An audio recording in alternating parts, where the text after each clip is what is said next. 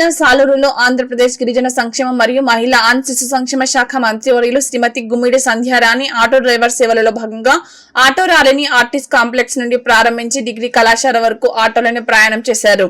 Auto డ్రైవర్లు మరియు maxi cab డ్రైవర్ల సేవల కోసం ఆంధ్రప్రదేశ్ ముఖ్యమంత్రి శ్రీ నారా చంద్రబాబు నాయుడు రాష్ట్ర వ్యాప్తంగా 2,90,669 మంది లబ్ధిదారులకు సంవత్సరానికి 15,000 ఆర్థిక సహాయం 435 కోట్లు అందించే పథకాన్ని ప్రారంభించారు. ఈ కార్యక్రమంలో సాలూరులో నిర్వహించిన మీటింగ్ లో ఆటో డ్రైవర్లకు చెక్కులు అందజేసి వారితో మంత్రి గుమ్మిడి సంధ్యారాణి గారు ముచ్చటించారు.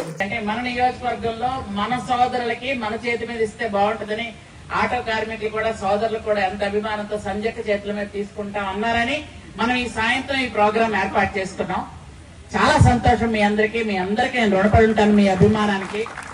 ఎందుకంటే ప్రతి నియోజకవర్గంలో ఎక్కడో ఉదయం మంత్రి చేస్తే వేరే వాళ్ళు ఎవరో ప్రోగ్రాం చేస్తున్నారు, కానీ ఒప్పుకోకుండా మా సంజయ్ చేతుల మీద తీసుకుంటాం, మా సంజయ్ చేతుల మీద తీసుకుంటామని ఆటో డ్రైవర్లు అందరూ అన్నారు అని అంటే నాకు చాలా చాలా చాలా సంతోషంగా ఉంది.